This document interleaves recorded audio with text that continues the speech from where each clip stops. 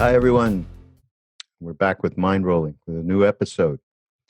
And it's actually, I'll tell a little story about it. But before I tell the story about meeting this particular gentleman, his name is Tim Desmond, uh, we want to, again, give you a couple of tips from 1440, our wonderful partners.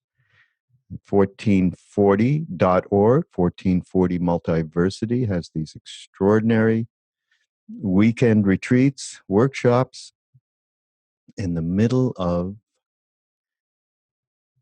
California, right? Santa Cruz. That's it. They're right by Santa Cruz. But they're worth going to if you're in New York and flying there.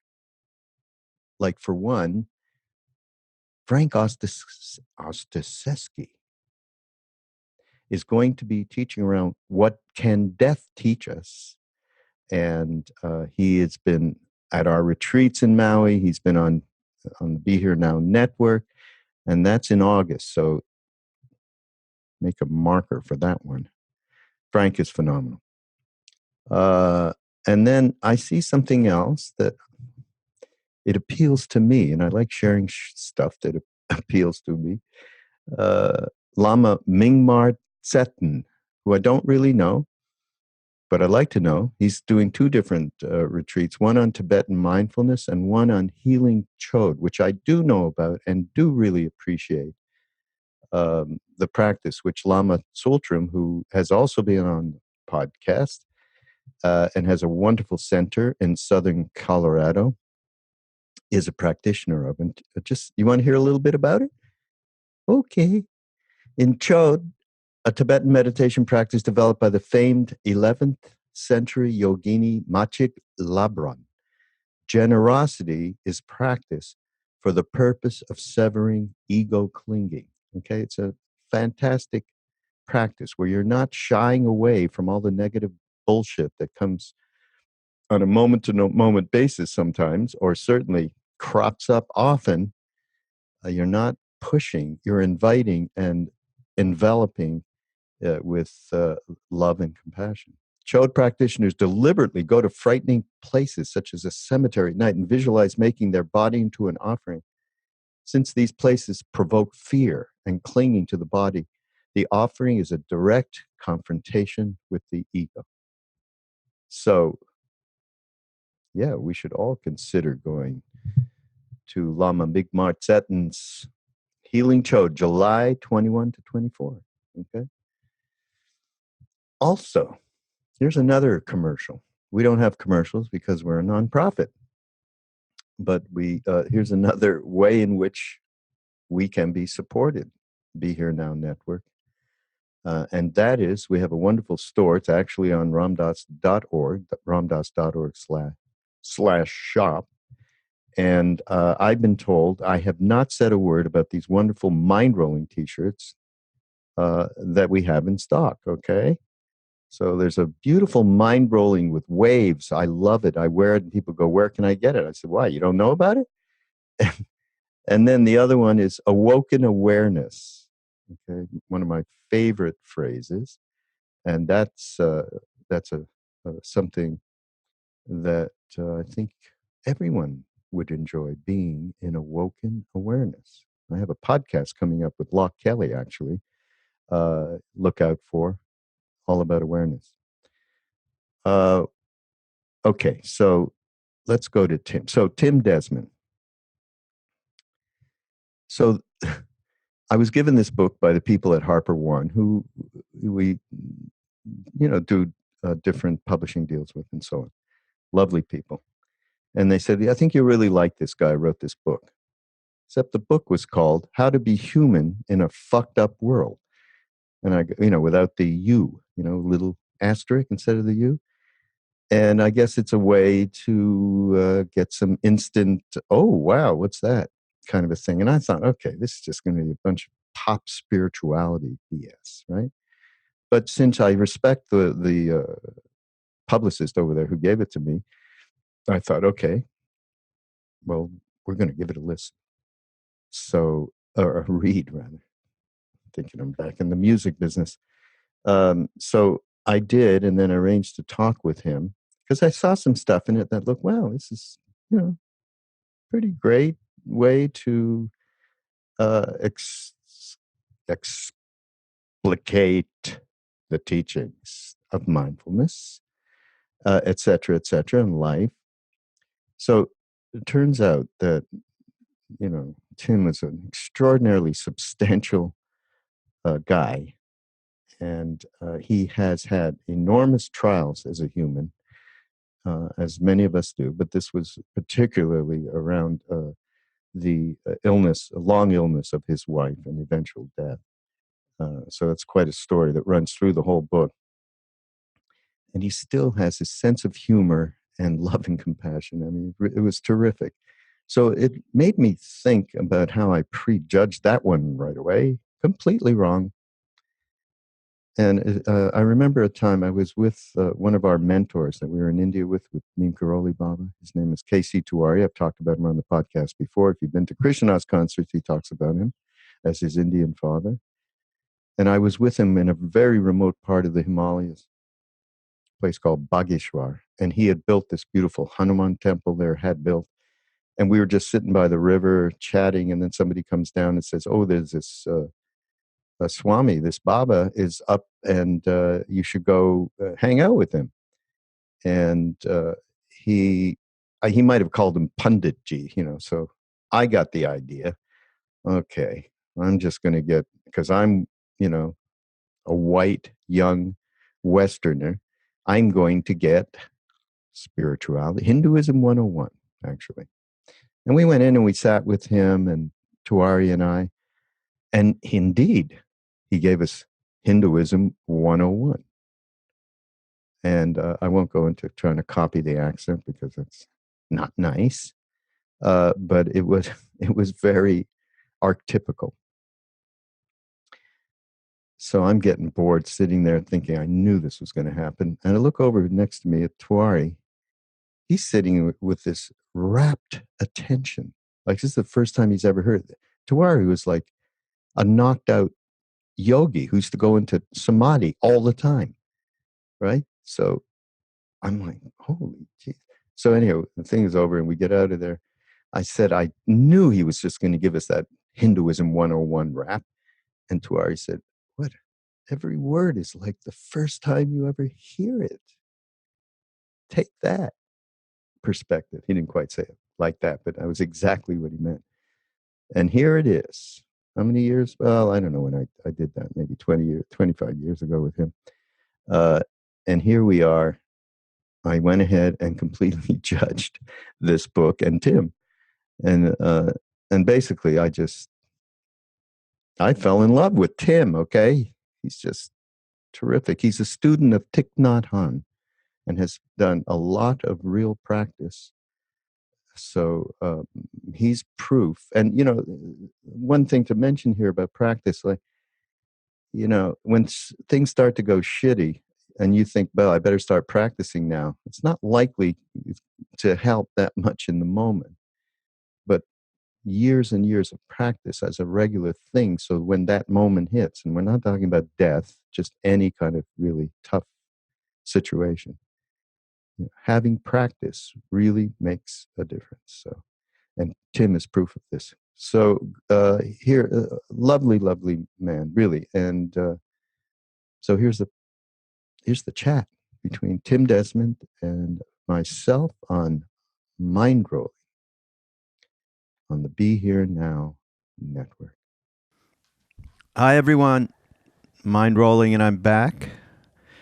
And I'm back with a new guest, new at least to Mindrolling, but I'm sure many of you out there either have known about Tim Desmond. First of all, welcome. Thank you. It's good to be here. So, Tim, this book that you put out, I'll just tell the story, okay? I went to a publisher, which is this Harper one, and because we publish Ram Dass books through them, and they said, oh, they like the podcast and everything, and they said, well, we have somebody really, you're going to like his book. And they showed me the book. Okay, here's here's the everybody. How to Stay Human in a Fucked Up World. I go, you really put that on the cover? And you know what, Tim?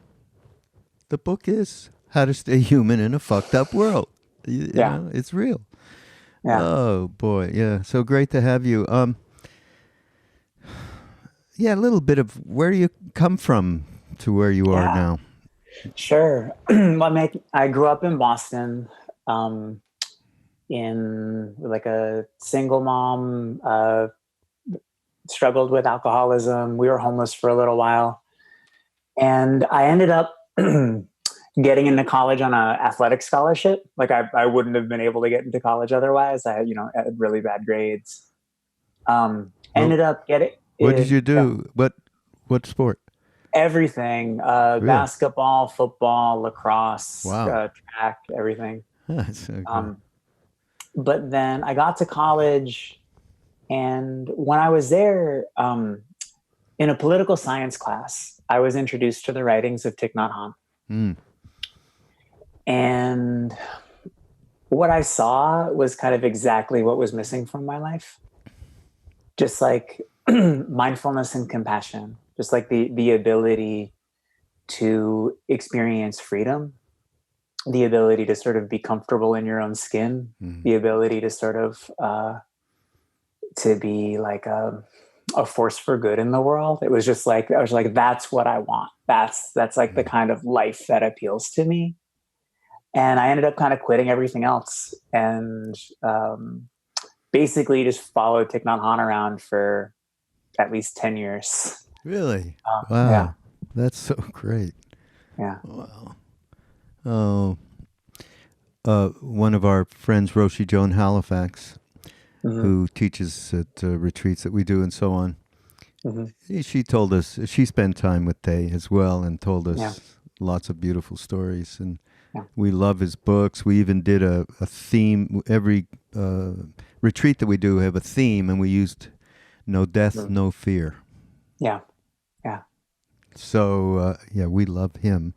So that's so great. Wonderful. Because some people, I mean, you obviously, there was certainly a bunch of suffering going on as you grew up. Yeah. Yeah.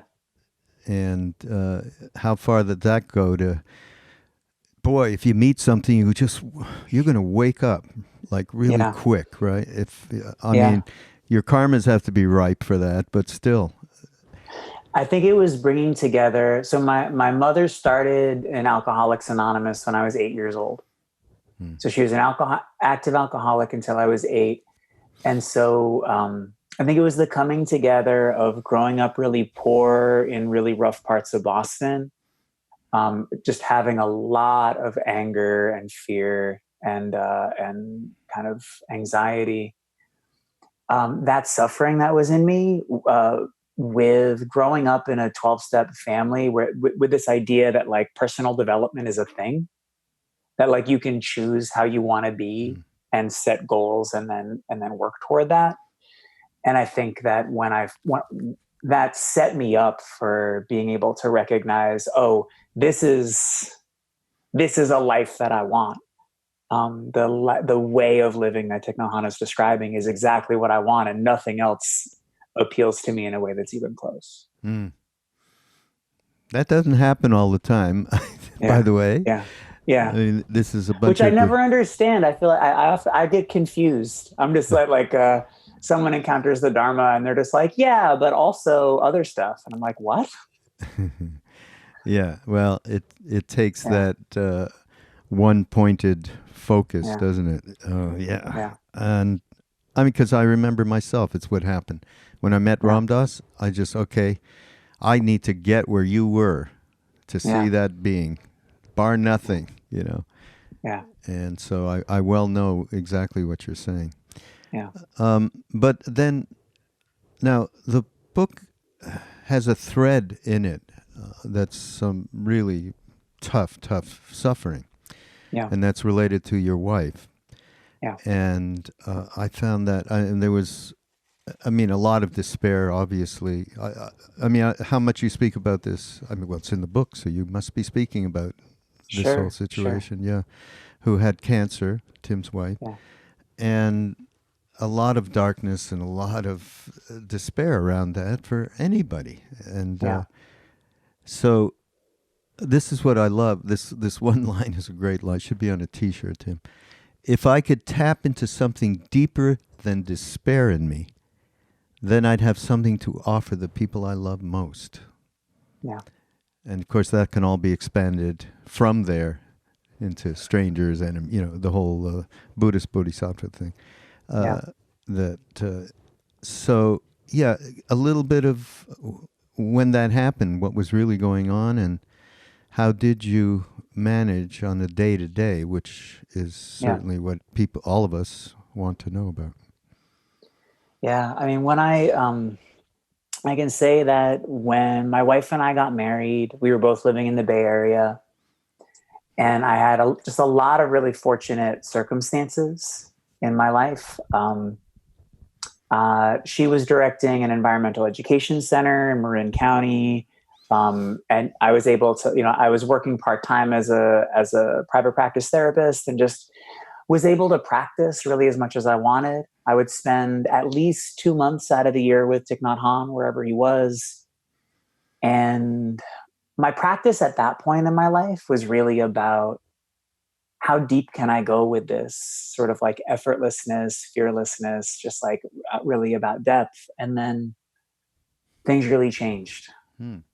How so? And the focus of my practice changed. Well, so one wonderful thing that happened, so we ended up leaving the Bay Area and moving to New Hampshire. A couple of friends of ours had left monastic life, and they wanted to start a retreat center. They ended up getting some land in New Hampshire, and we started where I now live, Morning Sun Mindfulness Center, which is it's sort of like a monastery for lay people. It's like an intentional, it's an intentional community that holds a retreat center. People can find it if they just look up Morning Sun Mindfulness Center on the internet.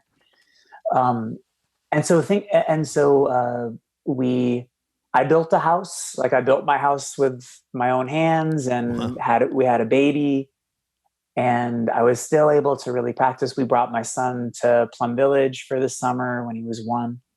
Wow. And then my wife was diagnosed with stage 4 colon cancer, right around the time that our son turned 2.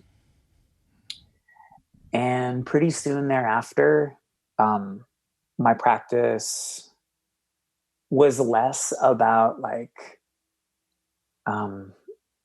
finding pure effortlessness or this type of dissolving into interbeing, and a lot more about kind of getting through the day. Yeah. And so that's one of the things that I wrote about. Now, so I wrote this book in the middle of that struggle, as she was going through struggles with cancer. She passed away this last December in San Francisco. And so, and I've been back since then, but back in New Hampshire since then, but with my son. And but when I'm talking about deeper than despair, it's this recognition of that the intensity of pain, whatever we're going through in life, the intensity of pain is just, it's tapping into the energy of life in us, right? It's tapping into something that just feels extremely precious. And it doesn't need to be understood as just, oh, that's ego clinging, or that's something that we shouldn't be doing, or that's sort of that's based in ignorance. Because seen from the perspective of interbeing, or seen from the perspective of non-self, that energy is still there. The energy of a loved one dying, like that, like the the love and the loss that are there are still, that's part of just the mammalian body going through the experience of loss. But it's recognizing that it's not separate from love. And I think that was kind of over and over, and it was incredibly difficult every single time that I went through it as this practice. But it's kind of this intense experience of aversion and non-acceptance. And the aversion and non-acceptance was pointing me to how much I love my wife. And when I recognized that that was the nature of the energy, then I could just appreciate it and I could feel thankful for it. And it turned from something precious. It turned from something that was like excruciating to something that was like this precious and ephemeral. Wow. You know, we do talk a lot about at our retreats, and particularly Ram Dass, the humans have the ability to be on more than one plane of consciousness at the same time, which is what you just described. You're in it and you're feeling it. You're not avoiding it. You're not chasing it, but you're in it at the same time. Is that the other plane of love is one good, you know, it's the soul plane, he'll call it, you know, love, wisdom, joy, peace, like compassion. So, yeah, but that's a difficult thing to do because in the heat of the moment, right, or in the heat of something excruciating. Yeah. I mean, and that's, for me, I feel extremely grateful for training, because that's like, I feel like often when I think about spiritual practice, I think about, like, one of the metaphors that I think about is martial arts. Oh, yeah? In the sense of, like, the worst time to try to learn martial arts is when you need it. That if you wait until you need it, you're never gonna succeed. You're never going to develop. You're never gonna, like, you're never gonna be able to learn it. Like, we have to practice, we have to have been practicing before the moment of extreme need, or it's just not there, and we can't expect it to be. And it's that, like, it's like, if I've been practicing and training myself in my ability to look at whatever suffering, to look at whatever there is in the world, whatever manifestation, like, for, you know, the core of our practice is whatever manifests, can I see the beauty and love that's there? Right? If it's beautiful, if it's ugly, if it's terrifying, can I see through that and see what it really is? And if I've been training myself, then in that moment, it's possible. And if I haven't, then it's just kind of like, okay, well, that's just got to become motivation to train myself, you know, to sort of for next time. Or we're all just little human guys. It's okay. And move on, right? Yeah. So in the, let me quote something else from you that I really loved in the book. Once I understand that the suffering in the world can turn me into someone I don't want to be, I become extremely motivated to find a way to stay human. And both those things in there at one time. I know that. I don't want to stop caring, and I don't want to drown in anger and bitterness. I want to stay present and be a force for good. I want to become Thich Nhat Hanh's banana leaf, which is another story that you'll read in the book. But yeah, basically I want to become Thich Nhat Hahn. I think you could have ended it right there. Yeah. So yeah, that's very astute, Tim. Very insightful. There's something in there that I feel like is important. I feel like that, especially in the spiritual world, especially in the kind of world of spiritual seekers, that I feel like is important. I feel like in the world of spiritual seekers, there's this possibility of letting other people define what your goal is. Like wanting to know, like, from other people, what's enlightenment? What am I even going for here? And when you put that in other people's hands, you cut yourself off from what actually drives your practice. How do you mean put that in other people's hands? I mean, like instead of asking yourself, why am I practicing? Instead of asking yourself, like, what change is actually driving me to be here on this retreat? Like, what am I looking for? What's driving me? But instead being like, how am I supposed to practice? What's the right way to practice? What is the goal? As opposed to, as though it was somehow disembodied and not personal. And I feel like when you think that way, I mean, I think that those can be really valid questions, but I think it's like we can forget about, like, there's a reason that whoever's listening to this podcast, there's a reason that you're listening, right? It's like there's something that you want. There's something that's driving you. There's some aspiration, and you don't need to think of that as attachment. It can be aspiration or whatever, but it's like there's something, the life in you is seeking something. And it's just like answering for yourself, what are you seeking? And letting that shape your practice is kind of what I'm saying there. Yeah, and another way to say that might be, actually, it referred to the title of the book. Yeah. How a fucked up human can stay human in a fucked up world. That could have been it too.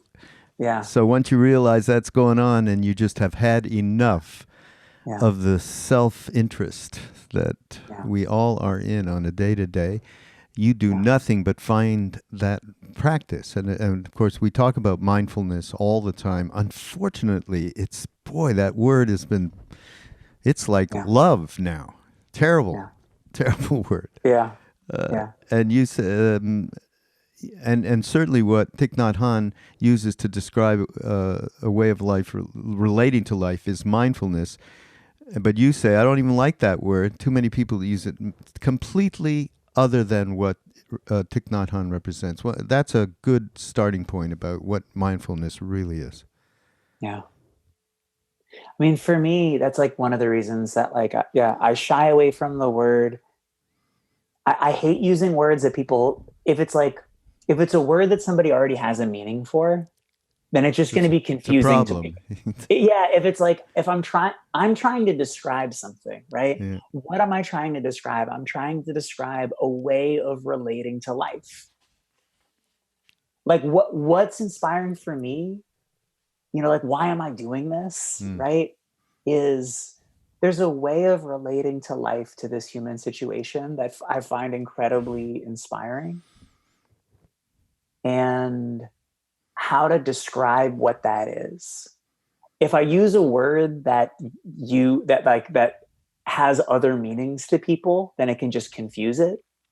And so the idea of, like, okay, I'm just going to call this book, like, How to Stay Human, because what I want to emphasize here is, like, our ability to be in touch with life, in a way that, like, has all of the characteristics of our humanity, that there's a freedom, that there is, like, a capacity for joy and pain, that there's, like, an ability to experience the whole spectrum of what it is to be human, rather than kind of saying that there's just, like, this narrow band that I'm finding acceptable of, like, yeah. But then again, in practical terms, and you spend a lot of time at Plum Village practicing, and meditation is certainly central to that practice, I would say. By the way, anybody who doesn't know about walking meditation, somehow that image just came into my mind.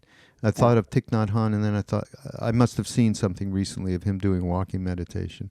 Yeah. That's a great thing for people to do. Can you've done it, have you not? Oh, sure. Yeah. Can you just describe, just right here and now, a little walking meditation?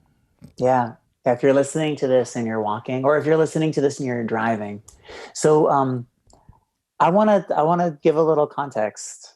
When Thich Nhat Hanh first became a monk when he was 16 years old in Vietnam in the 40s,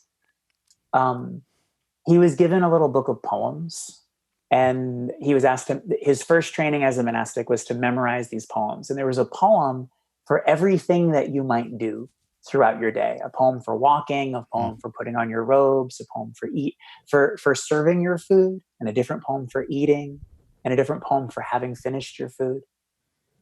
And the idea is that you were supposed to memorize these poems and recite them to bring your practice, to bring your intentionality into literally every moment of your life. And some of us some of us hear that and they're like, yes, every moment, that's what I'm going for. And other people are like, can I start with one? It's like, sure, start with one, with whatever you want. But whether you're walking or whether you're driving right now,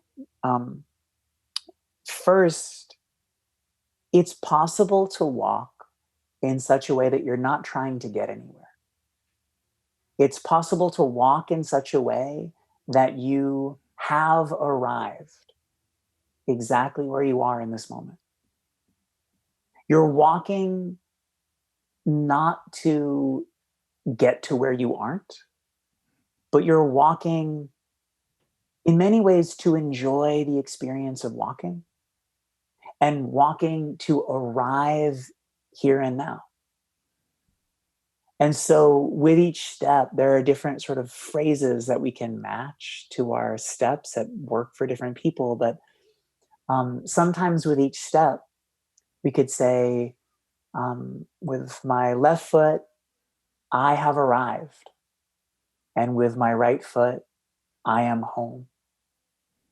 With my left foot in the here, and with my right foot in the now. And so with each step, I am here. I'm just where I am.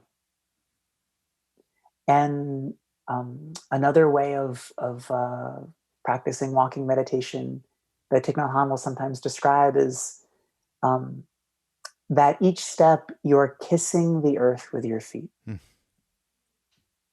That it's this experience of like of relating to the earth in this loving way. And my experience of walking meditation is really breaking down the difference between practice and not practice, right? I don't want my practice to be a thing that's separate from my life. Because for me, when my practice is separate from my life, it's really hard to bridge. It's like I can become this, in the moments in my life when that's happened, how I describe myself as someone who's like really full of love and compassion, so long as no one is interacting with me and I'm not doing anything. Yeah, right. And then as soon as I have to do something, I'm back to the neurotic, short-tempered, whatever. Yeah. And so if that's what I want from my practice, great. But for me, that's not what I want. What I want from my practice is to like, one of my favorite teachers, Joanne Friday, was the first teacher that I met from the Plum Village tradition. And she lives in Rhode Island near where I went to college. My experience of Joanne when I was 20 years old and still, everybody that meets Joanne, one of the things that they'll say is like, she loves me more than almost anybody I know. Like you can meet her once and you can have this experience of like, wow, she authentically just loves me. And that's the kind of thing that I would like to bring into the world. Like that's like what I feel like would be a good use of a human life. As they say in India, Ram Ram. Yeah. Absolutely. I'm totally with you.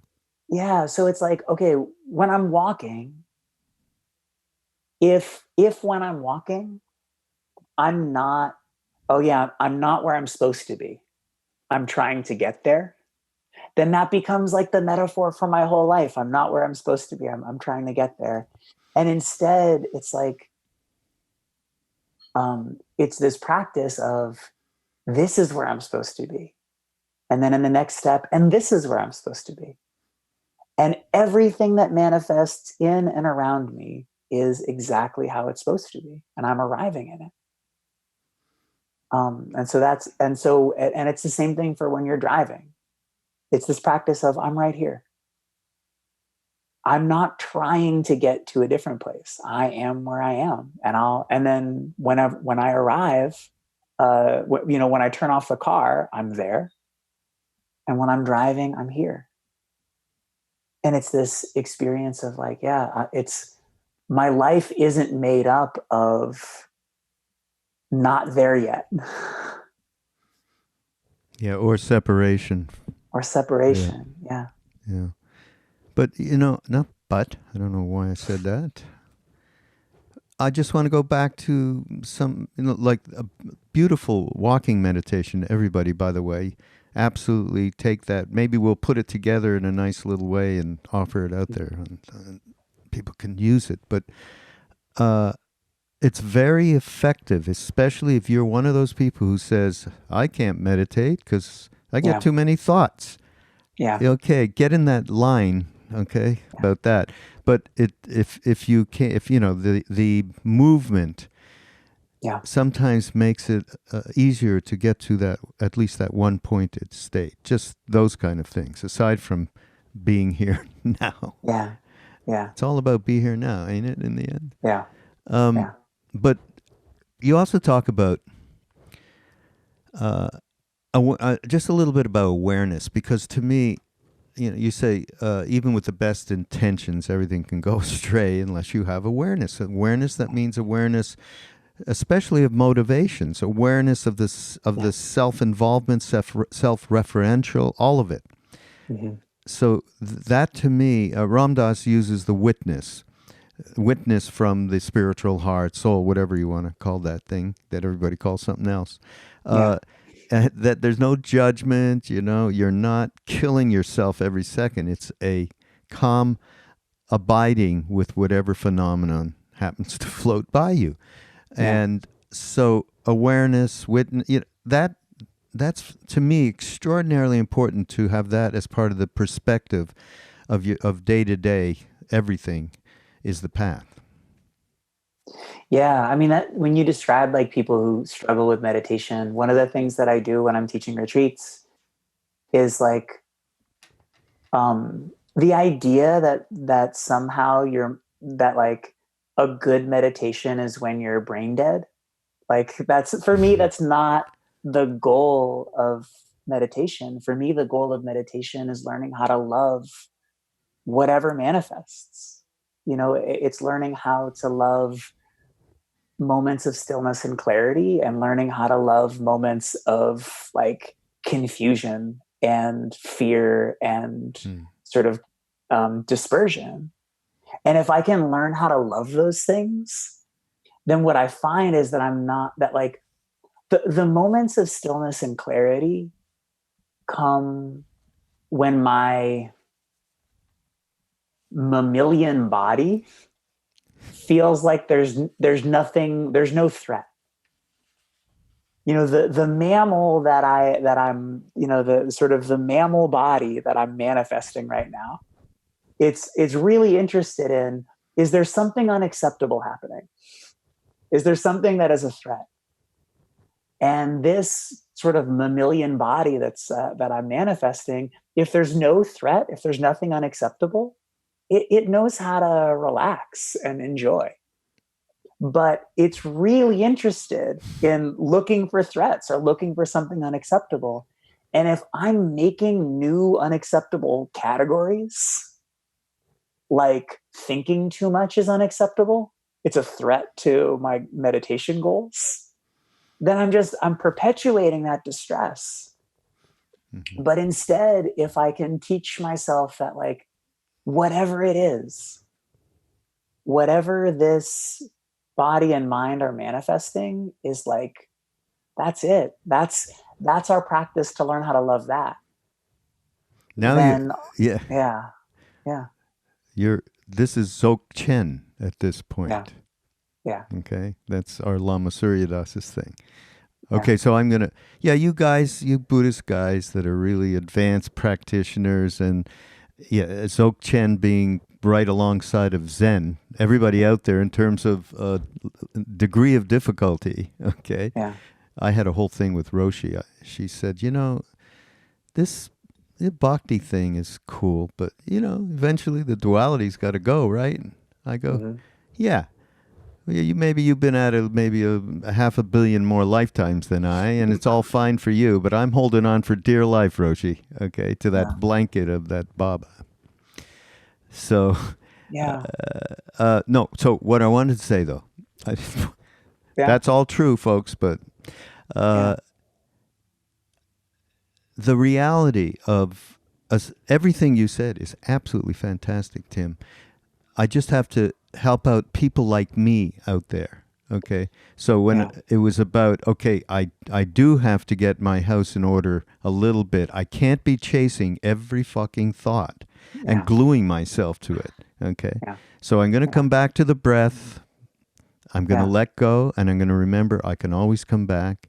And eventually, I'm not daydreaming for 10, 15 minutes with whatever fantasy or things that I think I need to do. I mean, this was some time ago, thank God. Yeah. But I want everybody to know everything that Tim just said is absolutely true at both the highest and the relative levels. Yeah. But please do get that monkey mind in order, so that we can move into a more spacious relationship with the phenomena in our head and outside it.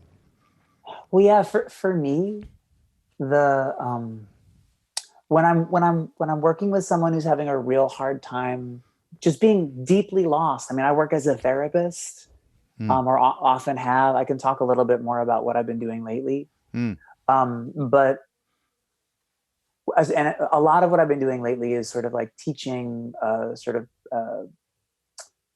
therapists and teaching peer counselors. I can go into some more details there, but basically, when I'm working with somebody who's in a tremendous amount of suffering and has no background in the practice, the first teaching that I offer is not the breath, and it's not stillness. The first teaching that I offer is self-compassion. The first teaching that I offer is whatever thought that you're getting lost in, come back to your body and recognize that thought is being driven by distress in your body, suffering that is in your body. Send love to the distress in your body and come back to that over and over. And all you need to do is recognize that whatever thought there is, you don't need to, in my experience, the metaphor that Thich Nhat Hahn offers is that we're like a tree in a storm, that our thoughts are like the branches getting whipped around, and the body is like the trunk of the tree. We can anchor in the body in those moments of distress. And basically it's just that thoughts change so quickly that it feels impossible to sort of watch them without a tremendous amount of training. But coming back to the tension, to the agitation, to the heaviness in the body, and being able to bring love there, if we can, then that can, I feel like for a lot of people, as an introductory practice, it meets what they're actually finding in their body, which is not stillness, which is anxiety.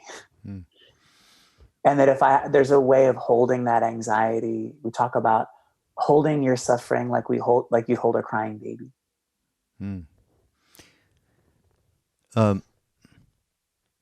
So in our little tradition, we're doing that, and one great example is Krishna Das. Do you know the chanter Krishna Das? Yeah, sure. So he exemplifies.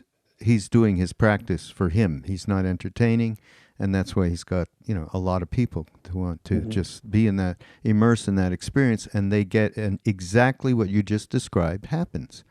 Yeah, they're just feeling this opening inside themselves, And for many of them, it's incredible over the years how many have opened up in a major way. And it's I think, well, that's what in India now, of course, they say the name. Just say the name.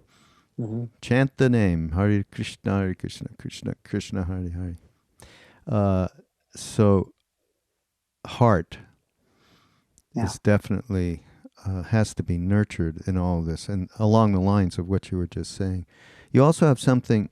I don't want to. I mean, the right awareness, whether there is such a thing. I'm not even sure there is.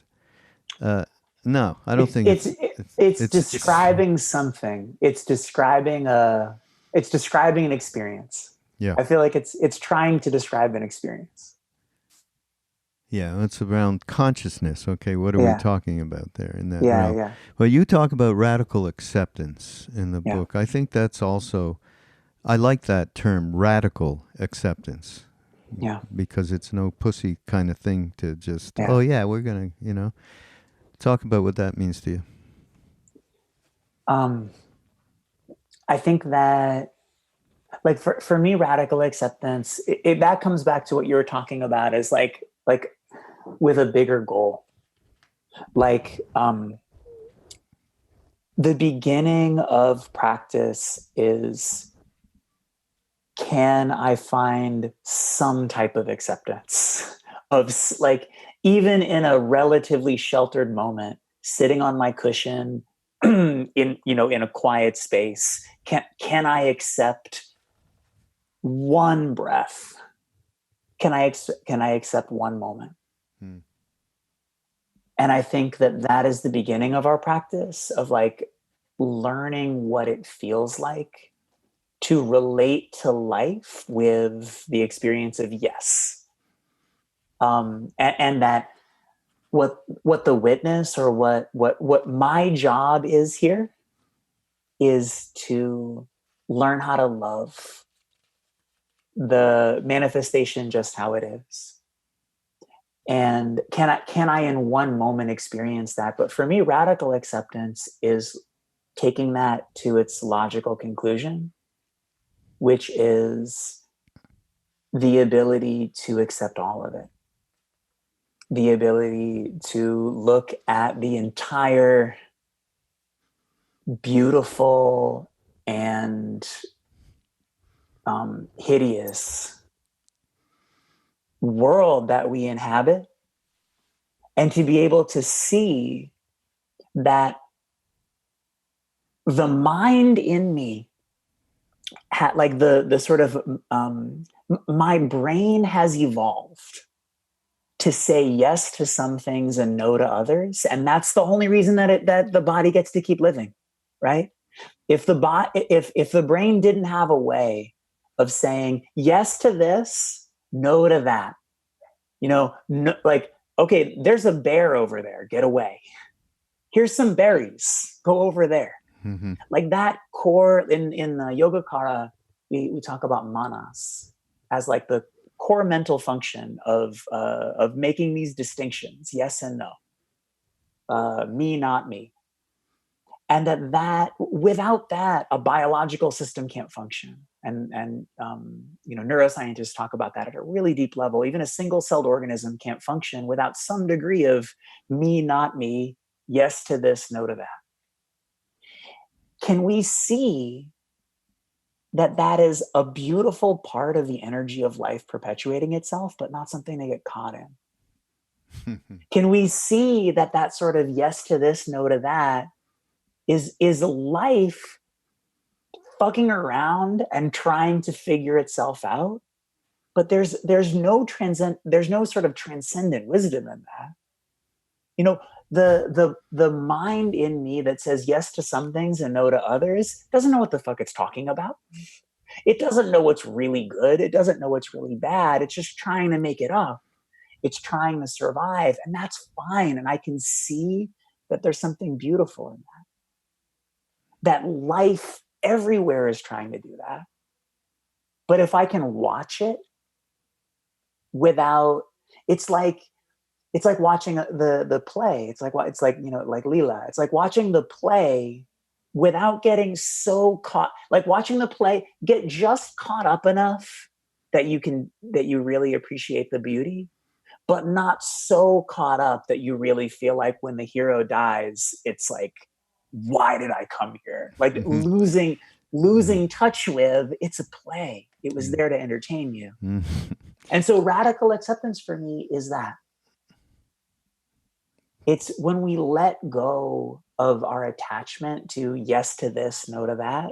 When we let go to our attachment that my brain knows what's good and what's bad, somehow transcendentally, and instead we just see life trying to figure itself out, then we can be like, yeah, there it is. Actually, you did give a thing in the book about why humans are, you said they're just dumb, okay? And this kind of dumbness seems to be a fundamental consequences of how our brains are designed. Yeah. Okay, that we're going to believe in that me, and we're going to, just absolutely push away anything that is at all discordant, even a bad chord. I do that because sometimes I've been in music so long. Oh, God. Oh, tough stuff, huh? But I mean, it's like when you do that, right? That's it. That's a bad chord. I hate bad chords. It's like, yes, beautiful. That's what your brain's supposed to do. That's how beautiful music comes about, is that distinction. Right. Yep. Right. It's like saying, like, thank you, brain. Thank you for hating that bad chord. I love you for that. Yeah. Very good. Yes, absolutely. Sense of humor is important as you watch that stuff go down. Let's talk now. I had no idea that maybe I didn't read the material. I went through the book, but Wall Street, Occupy, you were like a major part of that. And there's this great story in there about people doing that for all the wrong reasons, which is a common theme in activism. Yeah, so from the time I was in college, I was involved in the World Trade Organization protests, kind of going back to, Seattle in '99. And then like through that whole movement, all the way up through to Occupy Wall Street and to the present, still I'm involved. Basically, I spent my 20s going back and forth between grassroots demonstrations and, organizing protests. And then I'd go back to the monastery for a few months until there was another protest to go to. Really? Wow. And I would just bounce back and forth. For me, the second noble truth, there are causes of suffering. And I think one thing that we're recognizing now is that when Thich Nhat Hahn would talk about the subjective and objective, if you say the mind causes the world, that's discrimination. If you say the world causes the mind, that's discrimination. That the mind and the world cause each other. And that giving primacy to one is a mistake. But I would say that for me, there's like two things that draw me to kind of radical political organizing. And the first is it's the coming together of people who believe that a better world is possible. And I want to be in that. And I want to contribute my energy to that. Because with the idea that if enough of us could imagine a better world and begin to act in that way, we could begin to develop one. And then also recognizing that some of the people that are working in deepest solidarity with people who are suffering, they're not being nourished by the Dharma. And they are hungry. And they are starving for wellness and compassion, and they're burned out. And like the Bodhisattva Kshitigarbha, or Jizo, who goes into hell realms in order to bring compassion to people who are to beings that are in tremendous suffering. It's like I see these activists as people who are refusing to let go, to abandon the intense suffering in the world. And what I want to bring to them is love. And I want to I don't want to get lost in that, and I don't want to be burned out myself, but I want to offer some of the energy that I find so beneficial in my life to people who are really using it for the betterment of all. We talk about the liberation of all beings. When you get involved in this kind of organizing, these are people who are really in a very concrete way living their lives for the benefit of all beings. And it's like, I want to empower that. Mm. How do you manage, though, the day-to-day? I mean, you describe in the book a bunch of people angry, lost, polarized, everything. And in that sense, nothing of what they want to accomplish will ever happen. Now, you can't. It's hard to be a saint in the city, Bruce Springsteen said. Yeah. But the reality is, you're there and you're sharing you with them, and hopefully that will give some light to the fact that unless you work on, you have to practice yourself before you're going to be able to fully engage with another human being, especially if they're on the other side. So, difficult stuff. I think really being able to step into a place with so much suffering, being really in a place where you feel like your practice is solid. So I've been working at Google for the past 6 months or so, 8 months. I find it's way harder I've been leading a project at Google that I can tell you a little bit about, but I find it's way harder to maintain my practice in Google than it was to maintain it in a riot surrounded by police with tear gas and that I can ground. But at the Google campus, I find it's harder because it's harder to tap into what are we doing?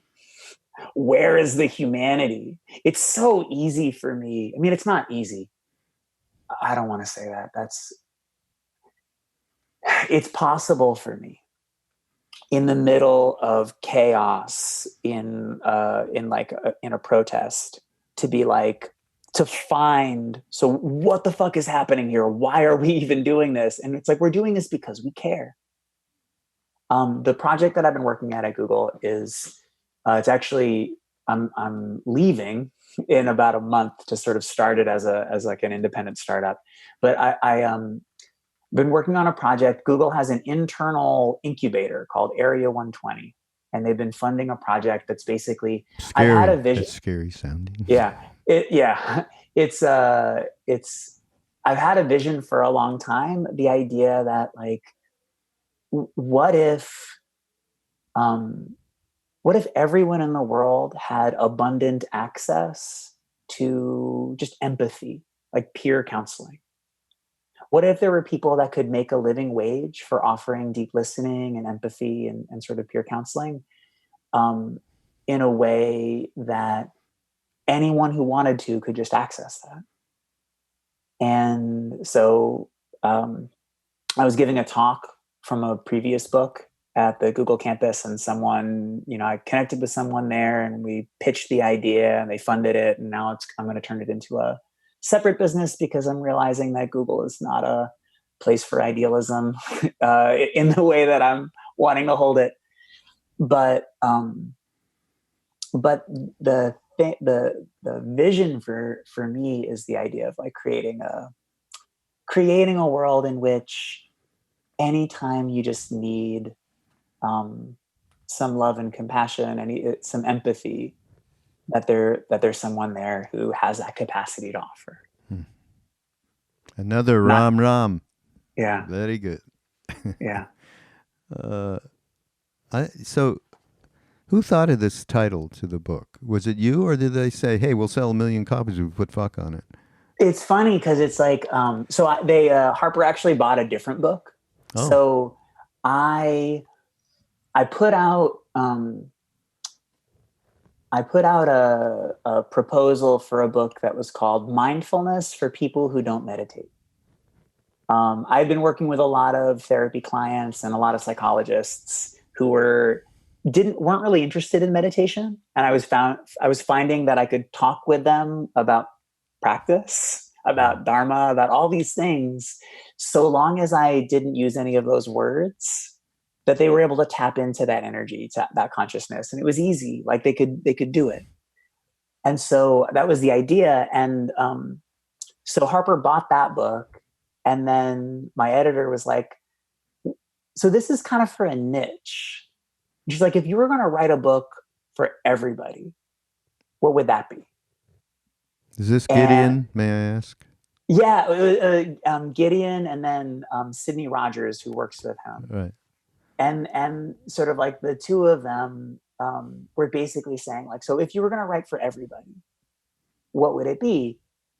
And it's like, yeah, it was this. It was very clearly just like, this is in a really hard moment, all the ways that we want to be in this world, all the ways that the world breaks our hearts. And how can we love? And how can we find joy? And how can we live that, that open way that we want to live in this world that just constantly breaks our hearts? And like, that's what really turns me on in terms of, what our practice is all about. I just have to. I have to read. When I said about the title of the book, there's one paragraph that I have to read. But you got to know that at one point, Tim had a relationship with a woman who maybe wasn't right at all. Yeah. And so it's a great read in the book, and I won't tell you about it, except he, of course, eventually you woke up and, okay, maybe his friends are telling him and everything, Yeah. I'm completely related with that. And here, the title of this chapter is, or maybe I wasn't a dumb fuck. Yeah. I acknowledge that I definitely seemed like an irrational, inscrutable dumb fuck while I wasted precious years of my youth in a miserable relationship. However, a lot of people do things like this, do they not? Oh my. We sabotage ourselves, act against our better judgment, or fail to do what we completely know would make life better. Why do we do that? That's part of that reptilian, mammalian thing that we got going, right? Just saying that we're being stupid doesn't help us. That is a great thing to bring up, Tim. Yeah. Absolutely. We need a way to make sense of these behaviors so we can hopefully do something different, or at least not feel so guilty. That this is down to earth. This is the kind of stuff that I love to share. Because we'll go, you stupid fuck. Yeah. As if that's going to, as if you just went to the Catholic priest and confessed. Yeah. We're okay now. But there's no sense of motivation, no sense of the grabbing and the me and putting myself before everything else. Yeah. So I love that. Yeah. I mean, that's, for me, that's like my favorite, like the most transformative parts of practice. I feel like the deepest transformation for me, like dissolving into the infinite is more the result of letting go of hating myself, letting go of blaming myself. Yeah. And it's like this, the moment of, there's something that I really fucking hate about myself that I keep doing.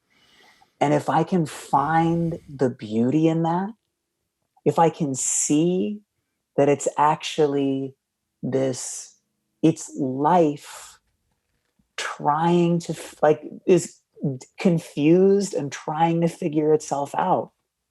And if I can see that there's actually beauty in that, and that's what I try to talk about in that chapter, from that moment of like, oh, there you are, that the forgiveness and the sort of the untying of the knot.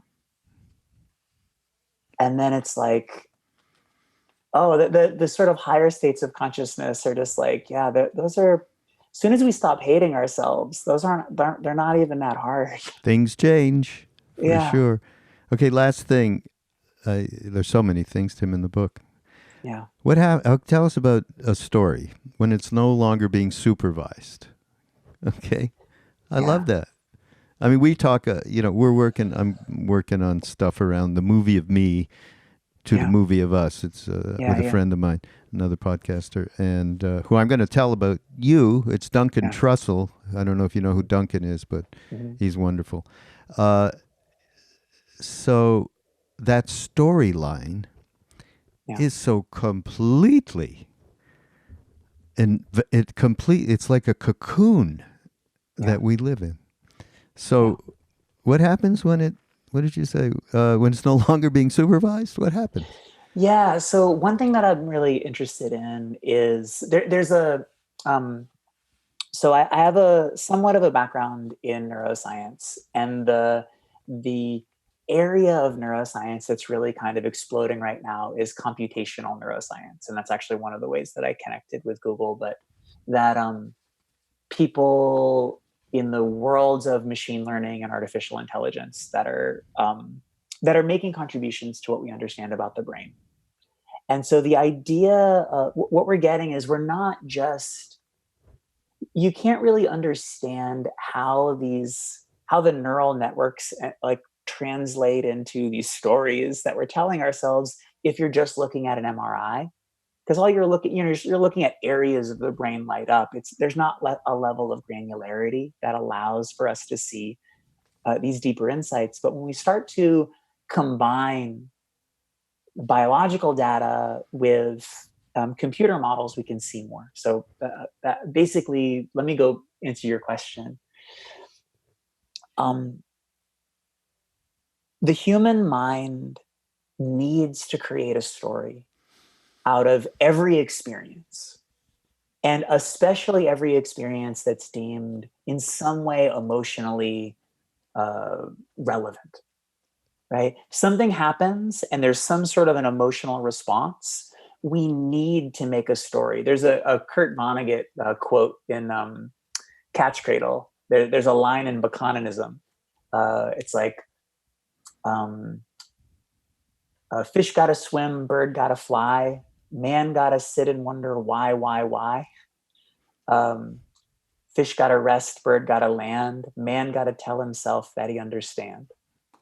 And I think that cognitive neuroscientists are talking about that in the same way. Just, we can't not make up a story. It's literally impossible for the human brain to not create an explanation. Why did that happen?